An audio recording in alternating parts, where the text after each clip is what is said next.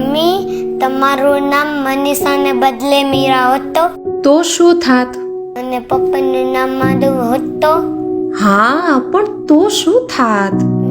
મીરા માધવ નામ કેવું લાગે? મેં રસ્તામાં એક ઘર ઉપર વાંચ્યું એટલે જસ્ટ વિચાર આવ્યો. હવે આવા આડાવડા વિચાર કર્યા વગર લેશન પૂરું કર. મારે હજુ કેટલાય કામ બાકી છે.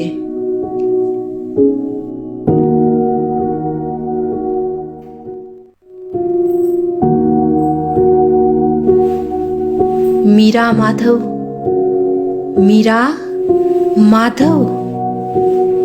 સાચું છે, મીરાનું મન તો માધવમાં લીન. મન પણ કેવું વિચિત્ર હોય છે ને.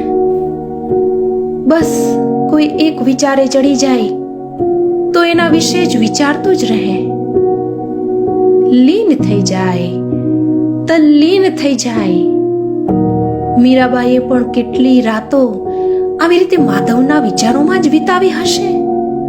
કેટલીય સવારો માધવના વિચારથી જ પડી હશે. હાલતા ચાલતા, ઘરનું કામ કરતા કરતા બસ એક જ વિચાર. અરે ક્યાંક નિરાતે બેઠા હોય તો પણ મીરાએ તો માધવના જ વિચારો કર્યા હશે. કોણ જાણે કેમ પણ મને પણ હવે આ બાળકના સવાલથી મીરા માધવના જ વિચારો આવે છે. મારું નામ જો મીરા હોત તો શું મને માધવ મળત?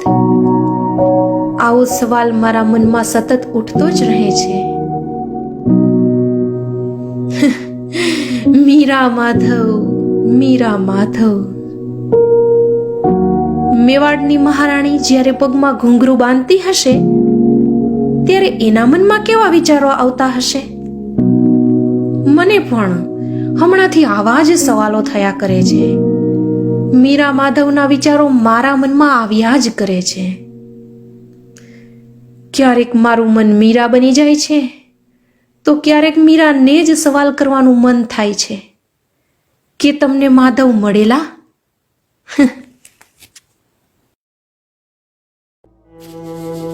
એક સવાલ મેં દાદાજીને કરેલો. હું સંગીત નૃત્ય શીખી શકું? દાદાજી રાવદુદાની ઈચ્છા અને પંડિત ગજાધરજીના જ્ઞાનથી બાળપણમાં જ મેં સંસ્કૃત, સંગીત અને નૃત્યનો સંગ કરેલો. એકવાર માતાની સાથે બહેનપણીના લગ્નમાં ગઈ હતી ત્યારે એક સવાલ મેં માતાને કરેલો. માં, મારો ધણી કોણ?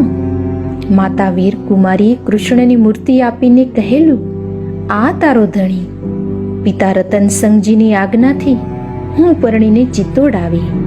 શ્રી કૃષ્ણ મારા મનના ધણી, કુંવર ભોજરાજજી મારા તનના ધણી. એક સવાલ મેં ધણીને કરેલો, મેં મહેલમાં મંદિર બનાવી આપશો? ધણીની ઈચ્છાથી મેવાડના મહેલમાં મેં સત્સંગનો પ્રારંભ કરેલો. ધણીએ દેહ છોડ્યો ત્યારે મેં સતી પ્રથા, પડદા પ્રથાનો વિરોધ કરેલો.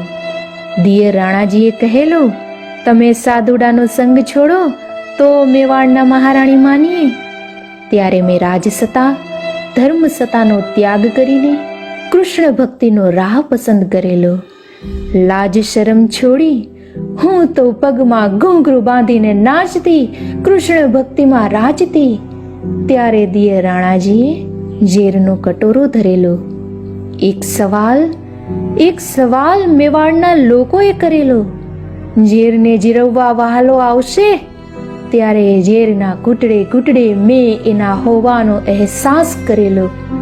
જેમ પાંચાલીના ચીર પૂરવા આવેલો એવી જ રીતે ઝેર પીવા આવેલો. ભક્તજનો માટે એ હાજરા હજુર છે એ વાતનો મેં સ્વયં સાક્ષાત્કાર કરેલો. ચિત્તોડ છોડીને મારા ગિરધરને શોધવા હું ગઈ પિયર, ત્યાંથી વૃંદાવન.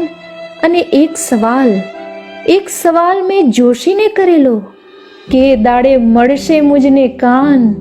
ગુરુ રૈદાસના પ્રતાપે મને શબ્દો મળ્યા, માર્ગ સૂજ્યો. હું તો ચાલી ગિરધરને મળવા. દ્વારિકાનો નાથ હોવા છતાં દોડતા આવીને જેમ સુદામાને મળ્યા હતા ને એવી જ રીતે મને મળશે એવો વિશ્વાસ મારી અંદર પડેલો. એક સવાલ મેં દ્વારિકાધીશની મૂર્તિને કરેલો. તમે મારો સ્વીકાર કરશો? દ્વારિકાધીશે સજળ નયને મને આવકાર આપેલો. મૂર્તિમાં લીન થતા મારા આત્મરામનો ગિરધર ગોપાલે સ્વીકાર કરેલો.